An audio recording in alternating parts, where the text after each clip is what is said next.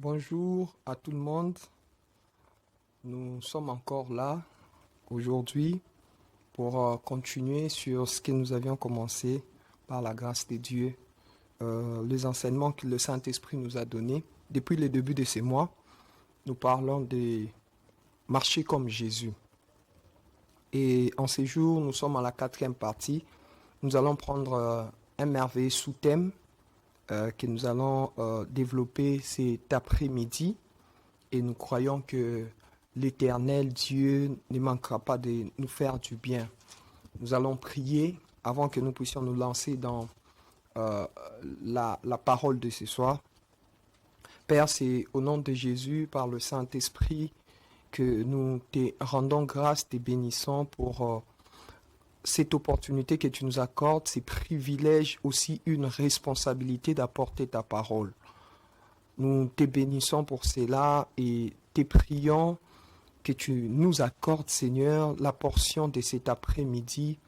Nous te prions, Père éternel, que cette parole, ô Dieu, soit fertile dans nos cœurs, que nos cœurs, Seigneur, soient des terres fertiles et que la sémence de la parole puisse produire. Nous te prions, Seigneur, ô Dieu, que au-delà des objectifs humains, au-delà des appels, au-delà de ce que les hommes peuvent dire, Seigneur, qu'il y ait des transformations de vie, qu'il y ait des conversions et des vraies conversions. Seigneur, qu'il y ait l'impactation, ô Dieu, qu'il y ait les bouleversements, qu'il y ait l'édification. Aussi, Seigneur, ô Dieu, nous te prions de parler au travers de nous à tous ceux qui sont en train de nous suivre, tous ceux qui vont nous suivre, Seigneur, par rediffusion, que ta même puissance, Seigneur, soit en train d'agir. Nous croyons que ta parole est esprit et vie. Laisse que ta parole puisse produire, Seigneur, ce que les hommes ne peuvent faire. Nous nous abandonnons encore à toi et nous dépendons totalement de toi, Saint-Esprit. Glorifie Jésus au nom de Jésus-Christ. Amen. Voilà, nous avons commencé les enseignements sur marcher comme Jésus. Et la fois passée, nous avons eu à développer. La première fois, nous avons parlé, lorsque nous avions parlé de marcher comme Jésus, nous avions dit que Jésus était le standard parfait de Dieu et que Jésus, sa vie sur terre, était possible qu'on puisse imiter cela. La vie de Jésus sur terre n'était pas une vie d'impossibilité, une vie qu'on ne peut pas imiter, mais c'était une vie de possibilités. C'était un exemple type. C'était le modèle parfait de comment est-ce que Dieu voulait qu'on puisse vivre avec lui. Et donc Jésus est venu nous montrer cela. Il n'était pas simplement 100% Dieu, mais il était aussi 100% homme pour nous permettre, à nous qui sommes des hommes, de vivre selon la volonté parfaite de Dieu, de vivre selon Dieu. Et c'est Jésus qui est venu nous montrer cela. Il avait une communion, il avait une relation étroite avec les pères et il a impacté dans ce qu'il était en train de faire pour nous dire que c'était possible. Et nous avions dit comment est-ce que Pierre, alors que Jésus a marché sur les eaux et que les autres apôtres ont dit que c'était un fantôme, Pierre avait dit, si c'est toi, ordonne que je marche. Et Jésus avait ordonné. Pierre avait marché sur les eaux comme Jésus. Donc, ce que Jésus a fait, c'est possible qu'on puisse aussi le faire. Aussi, nous avions dit, imiter les hommes dans la vie peut nous limiter. Mais lorsqu'on accède à imiter Jésus, lorsqu'on prend Jésus comme le modèle parfait, on ne sera jamais déçu et notre vie sera illimitée. Notre vie sera illimitée. Et aussi, nous avions dit, aujourd'hui, il y a beaucoup de personnes qui se sont rétractées, qui ont rétrogradé, qui sont allés loin de Dieu parce que le leader lui a déçu, parce que tel frère, tel choriste, tel pasteur, tel prophète s'est lancé dans des magouilles, s'est lancé dans de mauvaises choses, dans la corruption. On l'a vu dans un hôtel, on l'a vu en train de prendre l'alcool et cela a choqué plus d'un. Cela a amené certaines personnes à se rétracter, à se dire à quoi bon ceux qui sont devant nous, ils sont en train de nous diriger, mais ils ne vivent pas la vie qu'ils nous disent, la vie qu'ils nous prêchent. Et à tout cela, nous avions aussi dit que notre modèle parfait, c'est Jésus. Comme pour dire, nous n'avions pas accepté, nous n'avions pas reçu un homme, nous avions reçu Jésus-Christ. Dans nos cœurs, il y a Jésus-Christ. Et parce que c'est Jésus que nous suivons, c'est lui le modèle parfait. On ne verra jamais Jésus dans un hôtel avec une femme. On ne verra jamais Jésus en train de prendre de l'alcool et ainsi de suite. Donc, le modèle parfait que Dieu nous a donné, c'est Jésus. Et lorsque Dieu donne un modèle, c'est possible que l'on puisse imiter exactement. Dans le livre d'Exode, chapitre 25, le verset 9, Dieu a donné le modèle du tabernacle à Moïse, et c'était les fils de Betsalel qui ont construit le tabernacle, et ils l'ont construit tel que Dieu avait dit à Moïse. Comme pour dire, le modèle que Dieu nous donne, c'est possible que nous puissions imiter ces modèles-là dans le moindre détail.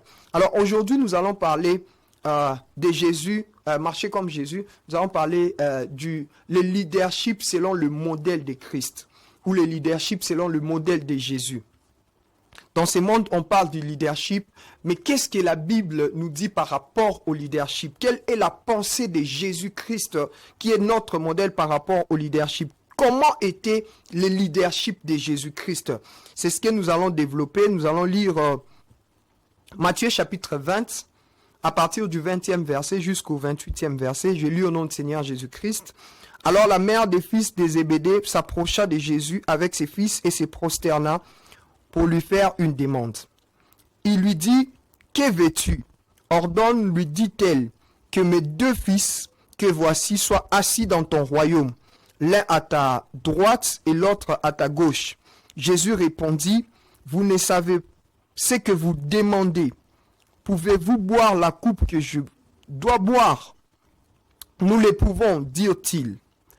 Et il leur répondit, « Il est vrai que vous boirez ma coupe, mais pour ce qui est d'être assis à ma droite et à ma gauche, cela ne dépend pas de moi, et ne sera donné qu'à ceux à qui mon Père l'a réservé. » Je répète, il dit, il est vrai que vous pouvez boire ma coupe, mais pour ce qui est d'être assis à ma droite et à ma gauche, cela ne dépend pas de moi et ne sera donné qu'à ceux à qui mon Père l'a réservé. Les 10, ayant entendu cela, furent indignés contre les deux. Jésus les appela et dit, « Vous savez que les chefs des nations les tyrannisent et que le grand les asservisse. Il n'en sera pas de même au milieu de vous, mais quiconque veut être grand parmi vous, qu'il soit votre serviteur, et quiconque veut être les premiers parmi vous, qu'il soit votre esclave. C'est ainsi que le Fils de l'homme est venu, non pour être servi, mais pour servir et donner sa vie comme la rançon de plusieurs. » Voilà. Nous avions lu la parole de Dieu. Nous étions en train de dire que Jésus est le modèle parfait en tout. Sa vie sur terre est une inspiration. La vie de Jésus sur terre est une possibilité. Et la vie de Jésus sur terre était une vie équilibrée. La vie de Jésus renferme beaucoup d'enseignements, alors beaucoup d'enseignements. La vie de Jésus n'était pas simplement caractérisée par rapport aux miracles, mais la vie de Jésus était aussi caractérisée par rapport à plusieurs choses. Et Jésus-Christ, ayant une équipe restreinte de 12, ayant une équipe de 70 disciples, Jésus-Christ, drainant des foules, nous a montré un modèle de leadership, Et c'est ce que nous allons parler cet après-midi. Le leadership n'est pas une position pour écraser les autres. Nous parlons d'abord de ce qui n'est pas le leadership. Le leadership n'est pas une position pour écraser les autres. Aussi, j'aimerais qu'on puisse retenir cela. Le leadership, ce n'est pas les titres qu'on porte, mais c'est les valeurs qu'on incarne. Le leadership, ce n'est pas les titres qu'on porte, mais ce sont des valeurs qu'on incarne. Ce n'est pas le fait d'être appelé X, Y. Je ne parle pas simplement du leadership en termes ecclésiastiques, mais je parle aussi du leadership qui s'étend. Le leadership qui s'étend même dans les séculiers. Et ici, nous sommes en train de parler des chrétiens en général. Et donc, le leadership, ce n'est pas les titres qu'on porte, mais ce sont des valeurs qu'on incarne. Aussi, le leadership est la capacité d'influencer et de faire adhérer les autres dans une vision pour son accomplissement. La capacité d'influencer et de faire adhérer les autres dans une vision pour son accomplissement.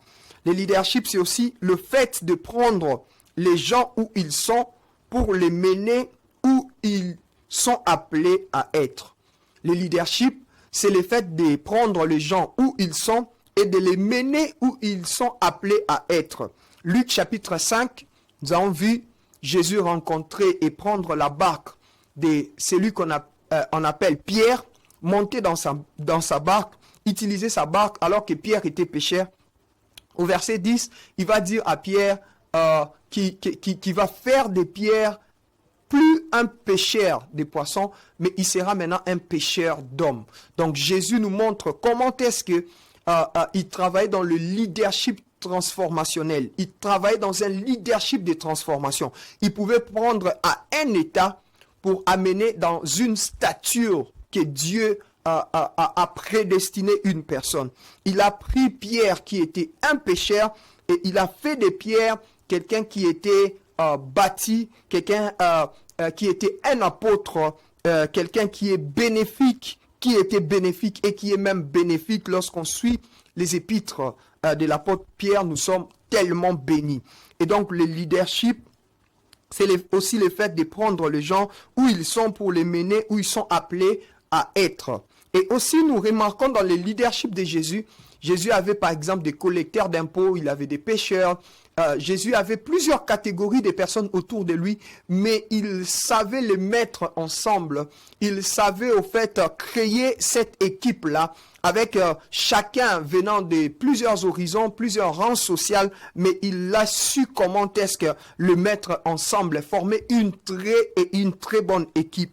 Et donc, le leadership de Jésus, c'est un leadership tellement exemplaire. Notons aussi que le leadership exige avoir un bon et un grand cœur.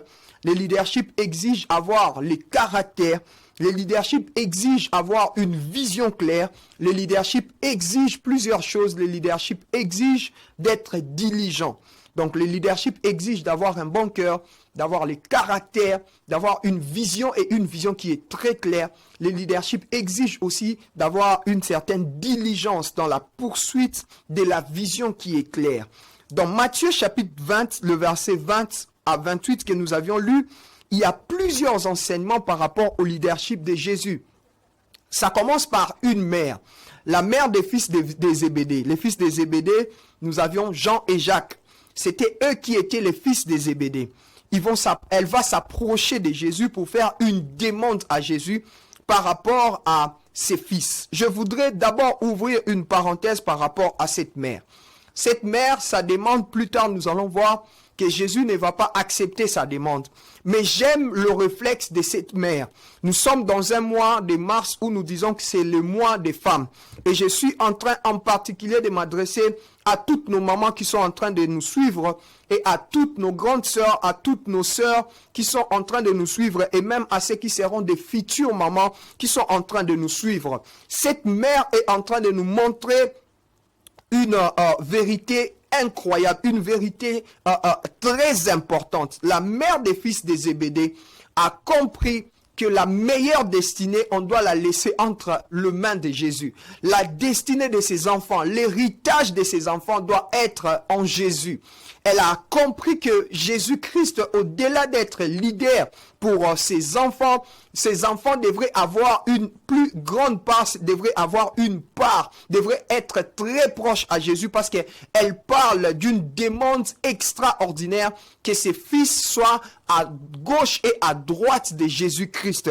Elle est en train de faire une demande qui peut nous pousser à dire qu'elle était en train de faire une demande qui disait, même lorsque moi je ne serai pas là, mais je serai en paix lorsque je saurai, lorsque je sais que mes fils auront une place à tes côtés. Cherchons à ce que le fils, cherchons à ce que les enfants que Dieu a donnés aient l'héritage en Christ, soient en Christ, soient tellement proches de Jésus, et c'est là que l'avenir est garanti. Ça, c'était qu'une parenthèse, et nous allons voir cette demande, nous allons voir même la suite par rapport à cela. Elle s'approche et elle va se prosterner et elle va faire une demande pour dire que ses fils soient à droite et à gauche de Jésus. Elle va faire cette demande-là dans son royaume. Et Jésus demande, il dit, est-ce qu'ils seront capables de boire la coupe que moi je bois? Est-ce qu'ils seront capables de boire dans ma coupe? Et écoutez la réponse, ce n'est pas la mère qui répond, mais c'est Jean et Jacques qui répondent pour dire, nous pouvons boire cette coupe-là. Nous pouvons boire cette coupe-là. L'un des principes ou l'un des enseignements que la Bible nous révèle ici dès le départ, à part le fait de la mère des fils de Zébédée, c'est la réponse de Jean et Jacques, la réponse de ces fils de Zébédée qui est un important enseignement pour nous. La Bible est en train de nous montrer que l'homme est prêt à tout pour une position. Les fils de Zébédée ont accepté la coupe. Pourquoi? Parce qu'ils devraient se mettre soit à droite, soit à gauche de Jésus. Donc l'homme est prêt à tout lorsqu'il s'agit d'avoir une position dans la vie. Lorsqu'il s'agit d'avoir une élévation, entre guillemets, dans la vie, l'homme est prêt à tout. L'homme est prêt à tout. L'homme est prêt à tuer. L'homme est prêt à aller chez les féticheurs. L'homme est prêt à mentir. L'homme est prêt à se compromettre simplement pour avoir un poste, pour occuper un poste, pour avoir une certaine position dans la vie. L'homme est prêt à tout. Ils ont accepté la coupe. Pourquoi? Parce que c'était la condition pour se mettre soit à droite, soit à gauche de Jésus.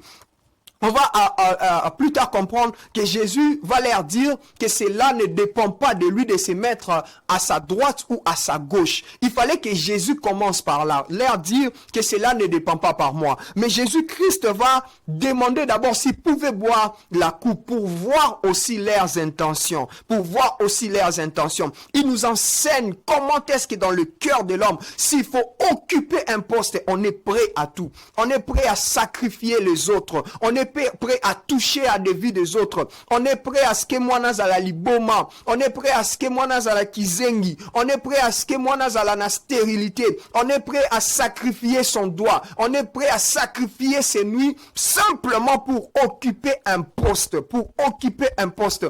Pour avoir une certaine position. L'homme est prêt à tout. Je pensais qu'ils allaient dire, nous allons voir, nous allons réfléchir. Ils n'ont même pas réfléchi par rapport à ça. Du coup, ils ont répondu à Jésus, nous le pouvons, nous le pouvons. Ah, pour le poste, l'homme est prêt à passer d'un cas à un autre, simplement pour le poste. L'homme est capable d'être le jour avec quelqu'un et d'être la nuit avec quelqu'un d'autre, simplement pour occuper un poste, simplement pour être élevé. Simplement pour être vu des gens, simplement pour être connu. L'homme est prêt à tout. L'homme est prêt à tout. Il est prêt à sacrifier ses descendants. Il est prêt à sacrifier sa postérité simplement pour occuper un poste. Te belé lelo, baza prêt, fils ya Zébédée, bandimi balobi toko mela coupe wana. Donc baza prêt aujourd'hui, yako boma. Baza prêt aujourd'hui, yako salamabe. Baza prêt aujourd'hui, yako kosa.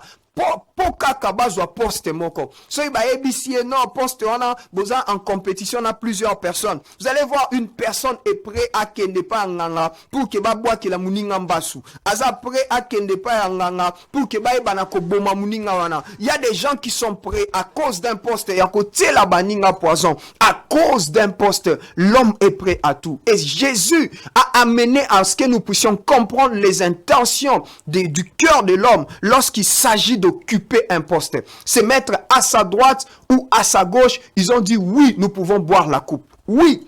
Et Jésus savait, ça ne passe pas par boire la coupe, mais il introduit quand même boire la coupe pour voir les intentions. Et il nous fait comprendre que simplement, pour la position, pour le poste dans la vie, pour l'élévation, pour être X ou Y, l'homme est prêt à tout. L'homme est prêt à tout. Je prie, Seigneur Jésus, que tu nous épargnes de cela, que nous ne soyons pas les éléments de descente des autres afin que nous puissions être en train de monter, que nous puissions pas compromettre notre vie à cause des postes, à cause des positions.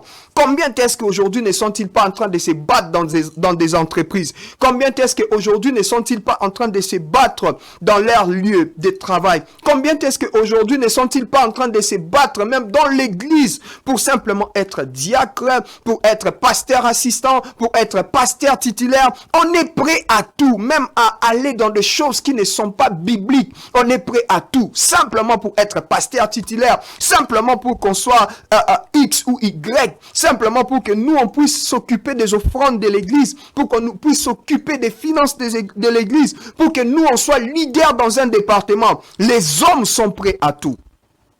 Jacques et Jean ont dit, nous le pouvons, et nous le pouvons. Waouh, nous le pouvons. Et Jésus, alors que dans la suite, il continue, il va dire une chose, il dit, cela ne dépend pas de moi et ne sera donné qu'à ceux à qui mon Père l'a réservé. Après le fait qu'il parle de la coupe, il va dire que cela ne dépend pas de moi. Oui, vous pouvez boire la coupe, c'est ce qu'il a dit. Je sais que vous pouvez boire la coupe, mais se mettre à ma droite ou à ma gauche, cela ne dépend pas de moi. Cela dépend, cela sera donné qu'à ceux à qui mon Père l'a réservé. Et donc la position dans la vie ne se donne pas. La position dans la vie est une réserve de l'Éternel. Je répète, la position dans la vie ne se donne pas. La position dans la vie était déjà donnée, était déjà réservée par les pères. Ce que Jésus est en train de nous dire, ne vous battez pas pour la position, ne vous battez pas pour des postes. Laissez ce que Dieu a réservé pour vous, que cela soit arrive dans votre vie. Je ne parle pas d'être d'une manière passive en train d'attendre. Non, que le mouvement ne soit pas en train de déranger les autres ou en train de compromettre à votre vie parce que simplement, il y a un poste, il y a une position, il y a l'élévation que Dieu a réservée pour vous. Et ça, c'est Jésus qui est en train de nous enseigner. Il nous enseigne. La première des choses que nous avions dit, c'était par rapport à la mère des Zébédée. Nous allons parler par rapport à la Bible qui nous enseigne les intentions de l'homme s'il faut occuper un poste. Mais aussi, nous comprenons ici, Jésus-Christ est en train de nous enseigner. Il nous enseigne qu'un leader peut écouter toutes les demandes, mais un leader ne répond pas ou ne donne pas tout ce qu'on lui demande. Au fait, un leader peut écouter toutes les demandes, mais il ne répond pas à tout. Il ne répond pas à tout. Il dit, cela ne dépend pas de moi et ne sera donné qu'à ceux à qui mon Père l'a réservé. On peut écouter toutes les demandes, on peut écouter tout ce qu'on nous demande, mais on ne saura donner tout cela. Ce que Jésus est en train de nous montrer par rapport à son leadership. Il nous montre aussi qu'un leader n'est pas un homme à tout donner. Il doit connaître ses limites. Cher leader, vous devrez connaître votre limite. Vous n'êtes pas un homme à tout donner. Il y a des choses que Dieu peut donner au travers de vous. Comme Jésus a dit, tout pouvoir m'a été donné. Et il a donné aux disciples. Il nous a donné ça. C'est ce que Jésus a dit. Tout pouvoir m'a été donné, il nous a donné ça. Mais Jésus connaissait aussi ses limites. Étant homme, il connaissait ses limites. Il dit, cela ne sera donné qu'à ceux à qui mon Père l'a réservé. C'est à qui mon Père l'a réservé. Donc cela n'est pas de ma compétence. Cela n'est pas de ma compétence. Cela va au-delà de ma compétence. Il y a même endroit, on parle de compétence. Lorsque la compétence n'est pas celle voulue, il y a déjà un problème de procédure par rapport à la suite. Donc, il y a problème de compétences. Même en termes administratifs, il y a toujours ce qu'on appelle la compétence, vice de procédure lorsqu'il y a un problème par rapport à la compétence. Je répète, Jésus nous enseigne qu'un leader n'est pas un homme à tout donner. Il doit connaître ses limites. Leader, connaissez vos limites. Connaissez que ça, vous pouvez donner et ça, vous ne pouvez pas donner. Connaissez que ça, vous pouvez savoir aussi et ça, vous ne pouvez pas savoir. Même le prophète Samuel qui était un prophète et par qui Dieu pouvait dire des choses qui ne rataient pas. Mais le prophète Samuel ne connaissait pas que c'était David qu'on devrait oindre. Il voulait oindre les grands frères de David, Eliab. Donc, on n'est pas des hommes à tout connaître. L'apôtre Paul est en train de dire, nous connaissons en partie. Donc, on doit savoir nos limites. Et lorsqu'on est un bon leader, on doit savoir nos limites. Ça, Jésus nous enseigne ça. Jésus nous enseigne. Il nous enseigne qu'on peut entendre, qu'on peut nous dire, on peut, mais on doit savoir nos limites, connaître nos limites, que ça, c'est la compétence qui n'est réservée qu'à Dieu. Ça, c'est le territoire qui n'est occupé que par Dieu. Ça, c'est le territoire qui ne peut être octroyé que par Dieu lui-même. Et ça, je ne peux pas toucher parce que moi, ça n'entre pas dans mes compétences. Ainsi, Jésus savait cela. Il nous enseigne qu'un bon leader doit connaître ses limites lorsque vous êtes leader. La troisième des choses que Jésus nous enseigne qu'un leader n'est pas sentimental, il doit dire la vérité. Un leader n'est pas sentimental. Ce n'est pas le fait que la maman des fils des Zébédée ou la mère des fils des Zébédée s'était prosternée parce qu'à Fukamaki, et cela devrait dire directement, pousser directement à Jésus, dire « Ok, je vous donne. » Vous allez vous mettre à ma droite et à ma gauche. Jésus n'a pas dit ça. Un leader n'est pas sentimental. Malgré que cette maman s'est prosternée, mais Jésus savait dire la vérité que ça n'entre pas dans mes compétences. Ça, je ne peux pas donner. Et ça, c'est important. C'est très important pour nous de comprendre lorsque nous sommes leaders, nous ne devons pas être sentimentaux. Nous ne devrons pas nous lancer dans certaines choses. À la place de dire la vérité, on dit le mensonge. On sait qu'on ne peut pas, mais on accepte d'endosser cela. Ça, ce n'est pas un bon exemple d'un leader. Mais le bon exemple, le bel exemple d'un leader, c'est Jésus qui nous montre qu'un bon leader dit la vérité. Il dit la vérité. Ça, je peux et ça, je ne peux pas. Alors, la position à occuper auprès d'un leader aussi ne dépend pas des relations qu'on a avec ces leaders-là. Aujourd'hui, nous avons peut-être certaines personnes qui choisissent ou qui mettent les collaborateurs autour d'eux dans le travail, dans l'assistanat même, concernant le domaine de l'enseignement et même par rapport au ministère, par rapport aux églises. Le leader met certaines fois de personnes que eux voient, que eux connaissent par rapport à la proximité, par rapport à la relation, aux relations qu'on a, par rapport au goût qu'on a, mais on doit se référer à celui qui nous a établi, celui qui vous a établi leader. Vous devrez vous référer à lui. Vous devrez vous référer à lui pour que les personnes qui sont à vos côtés soient soit à droite, soit à gauche. Vous devrez vous référer au Père. Que les pères disent tel sera à droite, tel sera à gauche. On ne donne pas la position dans le leadership simplement parce qu'on le veut, mais parce que le Père a réservé cela. Notons ces 4 principes qui vont nous aider dans la vie. Par rapport à ce que nous venons de dire, par rapport à la position. Tout leader qui est en train de me suivre et nous qui sommes de potentiels leaders, je voudrais que nous puissions noter ces 4 principes. La mauvaise personne au mauvais endroit donnera la régression. La mauvaise personne au mauvais endroit donnera la régression. La mauvaise personne à la bonne place donnera la frustration. Lorsque la personne est bonne, mais la personne est placée à la mauvaise place, la personne va donner le résultat de la frustration. Il sera frustré parce qu'il est une bonne personne, mais simplement il est au mauvais endroit ou à la mauvaise place.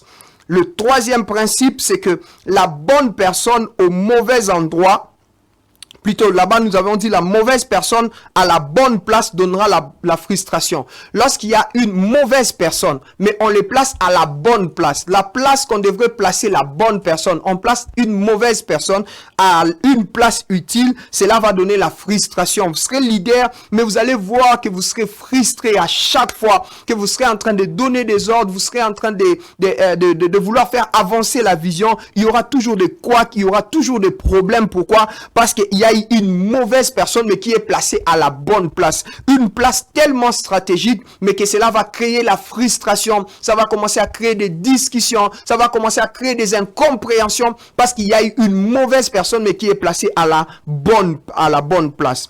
Et le 3e principe maintenant, la bonne personne placée au mauvais endroit donne la confusion.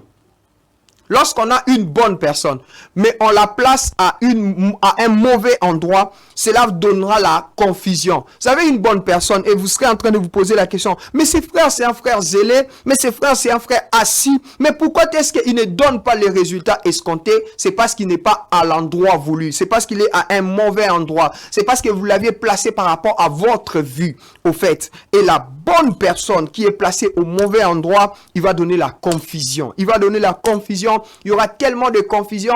On va commencer à se dire, est-ce que réellement c'est lui qui devrait être là? Est-ce que réellement, on va commencer à se poser des questions? Il y aura une confusion. On va même commencer à se poser des questions par rapport à l'état de son âme, parce qu'on s'est dit, bonne personne, mais comment est-ce qu'il n'y a pas de résultats? Et le quatrième principe, la bonne personne à la bonne place donnera la progression. Si vous avez une bonne personne et que Dieu vous montre là où vous devrez placer la personne, vous placez la personne à la place que Dieu l'a réservée. Wonderful. Merveilleux, la progression, il y aura l'avancement. Dans votre entreprise, vous avez besoin de bonnes personnes placées à des bonnes places. Dans le ministère, nous avons besoin de bonnes personnes placées à des bonnes places. Au gouvernement, nous avons besoin de bonnes personnes placées à des bonnes places. Dans l'église, nous avons besoin de bonnes personnes placées à des bonnes places. Ainsi, il y aura la progression. Ainsi, il y aura la progression. Je voudrais me répéter en parlant en lingala. Ce que je mutu ya mabe, otie na place ya mabe, en tout cas boko zonga sima. Yoza leader ozu mutu moko ya malamu te, otie pe na place ya malamu te, musala eko kende liboso te, musala ezaka musala ya nzambe te, nazo te ya musala ya nzambe kaka te, mais musala eza musala oyozo sala, eza entreprise na yo, eza ba affaire na yo ozali na yango, eza makambu oyozo sala. Ce que ozu mutu ya mabe, otie na place ya mabe, akozongisa yo sima, akozongisa musala sima, akozongisa vision na yo sima. Soki pe ozwi mutu ya mabe, otie na place siko ya malamu, ekosala etre ba frustration ezala, makambo ekoyeba na kokende malamu te. Pourquoi? Parce que ozwi mutu ya mabe, me otie na place ya malamu. Yo tali kaka place wana ezo zanga mutu, eke place wana eza place moko stratégique, mais ozwi mutu o approprié te, mutu a malamu te, otie na place ya mabe, eko créer frustration. Soki pe ozwi mutu ya malamu sikoyo, Moni, ozui mutu ya malamu, mais otie na place ya mabe, et que ça a été confusion ezala. O bana komitu na ba question, est-ce que vraiment ça mutu malamu? Est-ce que vraiment, o komitu na ba question sur la personne, alors que mutu wana za ne mutu ya mabe te. Aza mutu ya malamu, mais botiende na bisika na ye ya malamu te. Même dans na ba équipe to mona kayango. Joueur wana betara na ye malamu, mais so batie na poste na été et arrivera que jour wana beti mabe. Pourquoi? Parce qu'azaki na poste na été. Donc mutu ya malamu o batie na place ya mabe et que ça a été confusion ezala. Et quatrième principe ezali, mutu ya malamu o batie na place ya malamu et que ça a été boye bana ko progresser, entreprise e bana ko progresser, société e bana ko progresser, ba affaire e bana ko progresser, vision e bana ko progresser, ministère e bana ko progresser, nyonso o ko sala e bana ko progresser parce que mutu ya malamu aza na place ya malamu. Donc na bondeli na kombo na Yesu nzambe asala biso ngolu, ba leader o bozola na ngai na ba sphère nyonso o bozali na yango na cabinet place yo zali, oza médecin, oza avocat, na bisika nyonso zo sala, nzamba sala ete ozo bato ya malamu pe otia bango na bisika ya malamu afin que vision o nzamba pesi yo e bana ko progresser, oza professeur, oza chrétien, nzamba sala ete ozo ba assistant ya malamu pe otia bango na place ya malamu, oza mokonzi ozo landa ngai, nzamba sala ete ozo bato ya malamu otia bango bisika ya malamu afin que musala e bana ko progresser. Je prie vraiment que Dieu fasse grâce afin que cela soit vraiment fait, et nous allons voir le progrès. Et ça, Jésus en avait. Jésus savait prendre la bonne personne, mettre à la bonne place. Il savait les faire. Et il y avait la progression. Et même lorsqu'il était en train de partir, il a laissé le 120 et les 120 ont commencé à conquérir. Et aujourd'hui, le christianisme est en train d'impacter, d'évoluer parce qu'il y a des bonnes personnes. Jésus avait laissé des bonnes personnes à la bonne place et il y a eu la progression. Aussi, une autre chose que nous devons savoir, un leader sait rassembler et unir les siens, quelles que soient les divergences. Dès que Jésus a fini de parler au fils de Zébédée, directement les autres étaient indignés. Bamsou bazaki dérangé. Pourquoi est-ce que bango bakoyi ko senga boy? Pourquoi est-ce que maman bango bakoyi ko sengela bango boy? Mais Jésus a rassemblé bango pe asiye binako expliquer bango maintenant leadership pour que banako permettre bango bae banako kabwanate bae banako swanate mais bae banako sangana. To monite sikani ni Jean na Pierre basali discussion, to monite sikani ni Jacques aebinako sala discussion na ndeko Jude, to baebinako sala discussion na bandeko mususu o bazalaki wana parce que Jésus aebaki na ko rassembler bango. Donc un bon leader aebi na ko rassembler ba idée o na ba idée o ezokutana te makoy ko sangisa afin que baeba na ko se mettre d'accord sur une chose. Leader ya malamu aza leader o te akotala ba collaborateur na eba swana kaka mais akoy ko zwa bisika pi bazo yokana te bazo kutana te asangisi bango pe ayokanisi bango pe climat ezongi malamu et ça Jésus savait le faire. Aebaki te ba 10 mususu wana bazaki déranger à cause ya ba 2 wana mais asangisi bango pe aebi na kolobela bango baebi na ko se mettre d'accord sur ba principe ya royaume leadership selon Jésus-Christ. Et le verset 25 à partir du verset 26, cela va constituer l'étude et nous allons finir. Dans la suite, Jésus nous enseigne la différence entre le leadership mondain et le leadership chrétien, le leadership selon Jésus. Il y a une grande différence entre le leadership mondain et le leadership selon Jésus. Écoutez ce que Jésus va dire. Il dit, il est en train de dire à partir du verset 25, il dit, Jésus les appela, vous savez que les chefs des nations les tyrannisent et que les grands les asservissent. Il n'en sera pas de même au milieu de vous, mais quiconque veut être grand parmi vous, qu'il soit votre serviteur. Wonderful. Jésus nous dit ceci, dans le monde, on écrase les autres. Mais chez nous, selon Christ, on doit élever les autres. Dans le monde, pour être leader, il faut oyebanako nyataba mususu potombwama. Mais nakati nakibo Christo, nakati ya royaume, selon penser à Yesu, pour que yo oyebanako zala leader, oyebanako zala considéré grand, et sengeli ete yo oyebanako zala mosali ya ba mususu. Yo oyebanako écraser ba mususu te, mais yo oyebanako zala mosali ya batu mususu. Et ça, c'est ce que Jésus nous dit. Acte chapitre 1er, le verset 8, il nous dit, vous recevrez une puissance, le Saint-Esprit survenant sur vous, et vous serez mes témoins, vous serez mes témoins.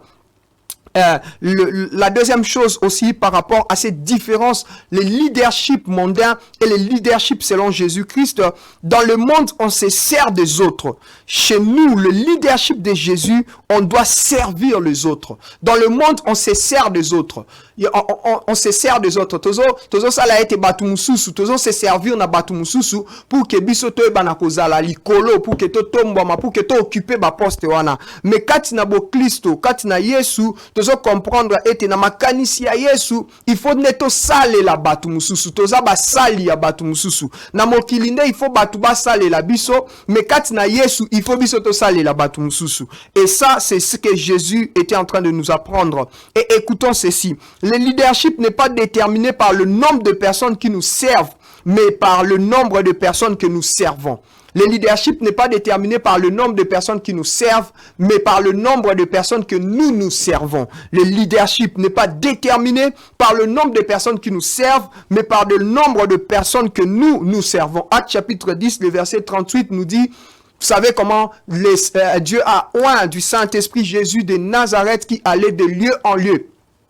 Il allait de lieu en lieu pour faire du bien, pour guérir, pour délivrer. Il allait pour servir. Jésus allait de lieu en lieu pour servir. Il n'allait pas pour récolter de l'argent. Il n'allait pas pour récolter les dîmes. Ah, waouh! Jésus n'allait pas pour récolter les dîmes. Jésus n'allait pas pour récolter les prémices. Jésus n'allait pas récolter les offrandes. Mais Jésus allait pour faire du bien. Il n'allait pas pour être servi, mais il allait pour servir. Ça, c'est Jésus. Il n'allait pas pour qu'on lui donne, mais il allait pour donner. Ça, c'est Jésus. Ayons cette pensée du leadership, qu'on n'est pas là pour être servi d'abord, mais on est là en Christ pour servir les autres. Ça, c'est le leadership selon Jésus-Christ.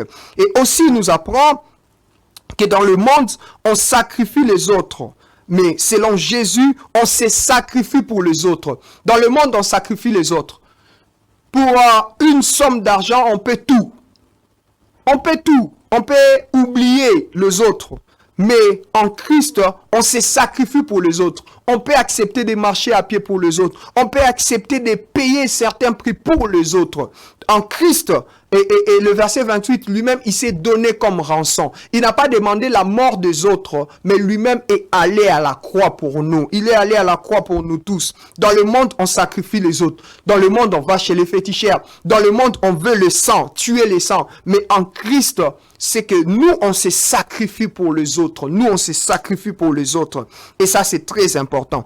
Se servir ne rend pas grand devant Dieu, mais servir les autres rend grand devant Dieu. Se servir ne rend pas grand devant Dieu, mais servir les autres rend grand devant Dieu.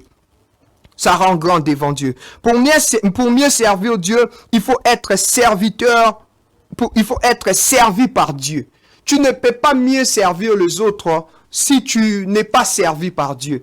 Avant de servir les autres, tu dois d'abord être servi par Dieu et ainsi tu vas servir les autres. Ce que j'aime aussi dans le leadership de Jésus, Jésus n'était pas jaloux des autres. Jésus n'était pas jaloux des autres. Qu'elle est en train d'impacter, ça lui amène à être jaloux. Pourquoi lui, il est en train d'impacter? Jésus n'a pas jalousé Jean. Il n'a pas jalousé Jean-Baptiste. Il ne l'a même pas jalousé. Jésus n'a même pas montré qu'il était grand. Il est venu même se baptiser auprès des gens. Ça, c'est le leadership de Jésus. Un leadership qui ne jalouse pas les autres. Un leadership qui n'envie pas les autres. Mais un leadership qui aime Dieu et qui aime les gens. Un leadership qui donne aux autres, qui se sacrifie pour les autres. Et c'est pitoyable aujourd'hui, ça dérange aujourd'hui. Tu veux dire que Lélo na ba université, il y a des professeurs, permettez-moi de le dire, qui se targuent la poitrine lorsque ils dispensent les cours. Après examen, Batoubazuité, pour le professeur, il est très content. Ce Batoubazuité, c'est que le professeur est meilleur. Non, Jésus ne nous enseigne pas ça. Jésus, lorsqu'il a envoyé les disciples, ils sont partis, ils ont chassé les démons, ils sont rentrés, il a dit, réjouissez-vous de ce que vos noms sont inscrits au ciel. Et après cela, la Bible a dit, il tressaillit de joie. Waouh! Jésus était content. Jésus ne voyait pas ses collaborateurs comme étant ses adversaires, mais il les voyait comme des potentiels leaders comme eux, comme lui aussi. Un leader qui aimait faire des autres des leaders aussi. Ça, c'est Jésus. Il n'avait pas peur que Pierre puisse marcher sur les eaux comme lui aussi. Il n'avait pas peur pour que Pierre, afin que Pierre fasse des choses comme lui. Jésus n'avait pas peur de ça. Aujourd'hui, on a des leaders qui ont peur. Ils ont peur que d'autres aussi puissent émerger comme eux. Ils ont peur que d'autres aussi puissent émerger plus que eux. Lorsque vous êtes un leader, ayez le cœur de Jésus. Un cœur qui ne jalouse pas, un cœur qui ne restreint pas, un cœur qui n'étouffe pas les autres, un cœur qui n'est pas dérangé par l'émergence des autres, mais un cœur qui propulse les autres. Ça, c'est le leadership de Jésus. J'aime le leadership de Jésus. Même lorsque lui marche sur les eaux et que Pierre marche sur les eaux, ça ne lui dérange pas. Ça, c'est le leadership de Jésus. Mais aujourd'hui, on a des professeurs. On avait un professeur dans une université dont j'étais le nom. Notre professeur était en train de nous dire, si je vous donne mon examen, mon assistant le plus intelligent aura 6 ou 8. Ah bon? Son assistant aura 6 ou 8. Alors il vous dit, alors vous les étudiants. Comme pour dire quoi? Même son assistant qui a non simplement fini avec lui, mais qui est proche de lui, ne pouvait pas lui comprendre à moitié. Ça, c'est un échec, mais lui brandissait ça comme étant une réussite. Ça, c'est tourner les choses en l'envers. Aujourd'hui, on accepte lorsqu'on est papa, on ne veut pas que son fils soit plus que lui. Mais Jésus a dit, vous allez faire même plus que moi. Ça, c'est le leadership de Jésus. Le leadership de Jésus montre l'exemple et veut que les autres fassent plus. Veut que les autres fassent plus. Je répète, veut que les autres fassent plus.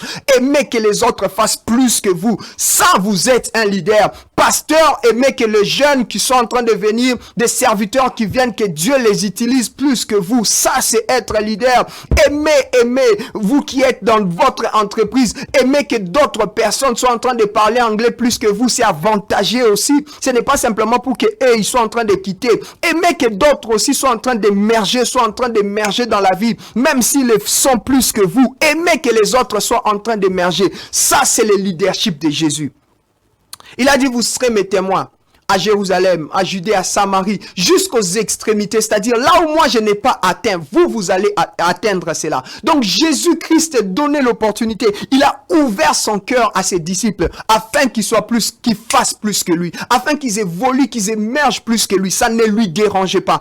Un jour les disciples, voilà le leadership des hommes, un jour les disciples vont venir, ils ont dit, nous avions vu quelqu'un en train de chasser les démons en ton nom, il faut lui interdire. Jésus a dit, c'est lui qui n'est pas contre nous et pour nous, c'est lui qui n'est pas contre nous et avec nous. Wow! Même si vous ne le voyez pas trop proche de nous, mais parce qu'il est en train de faire avancer le royaume, il est en train de travailler dans le même optique que nous, il ne faut pas que cela vous dérange. Mais d'aucuns sont dérangés, Pierre était dérangé, Jean était dérangé de voir que d'autres personnes étaient en train d'émerger. Il y a une autre personne qui était en train d'émerger, mais qui n'était pas dans leur cercle fermé, Même si cette frère, même si cette personne n'est pas dans votre église, mais lorsque Dieu l'utilise, il faut bénir Dieu. Nous formons le corps du Christ. Jésus nous donnait déjà la notion de corps du Christ dès ces moments-là. Ce n'est pas simplement vous qui êtes ici, qui êtes appelés à émerger avec moi, impacter avec moi. Même les gens que vous ne connaissez pas, que vous ne voyez pas, sont appelés à impacter et à émerger avec moi. Je prie que Jésus nous donne ces cœurs-là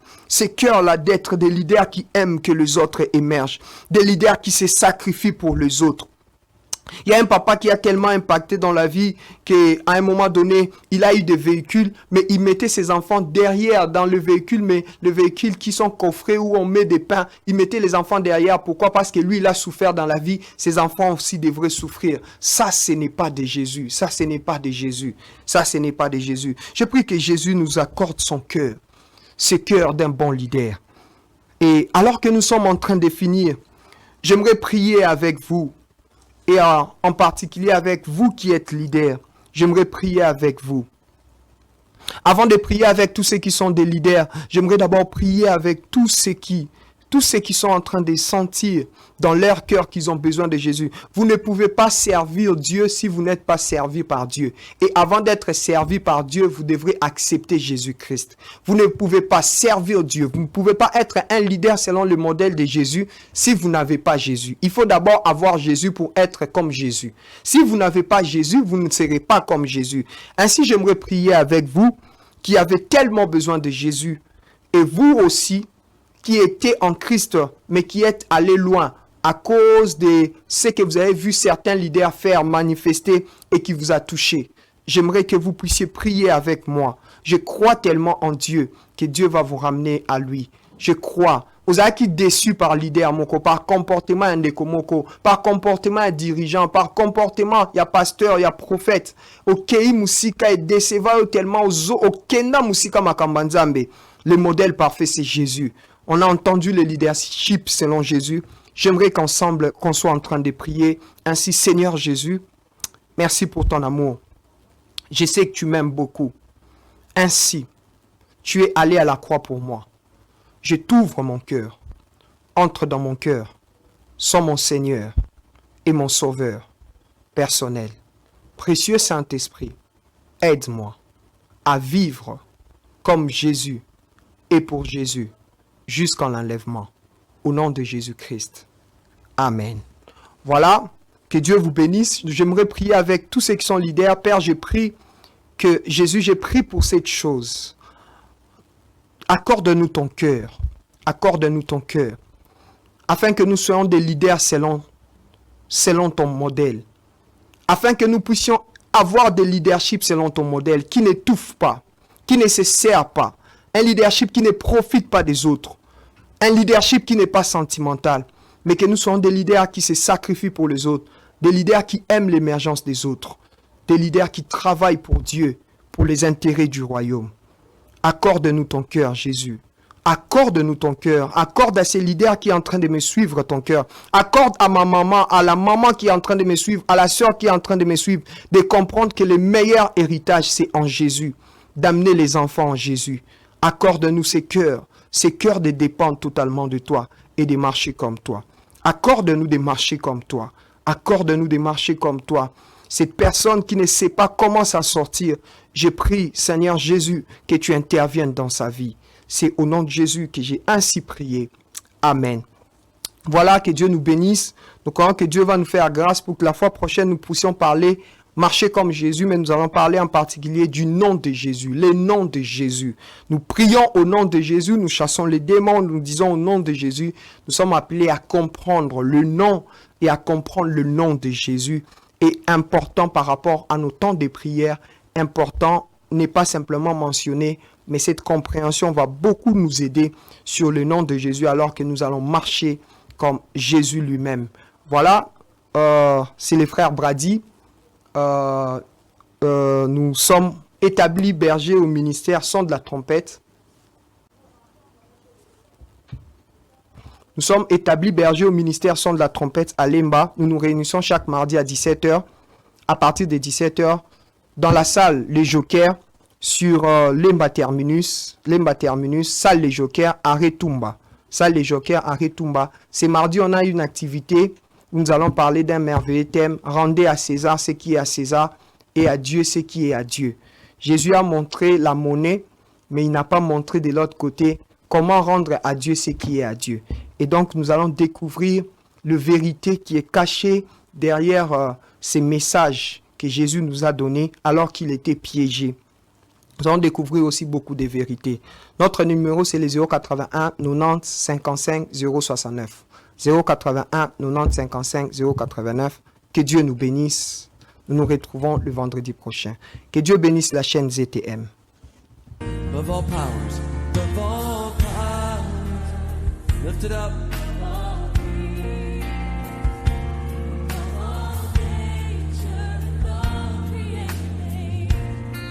With all wisdom.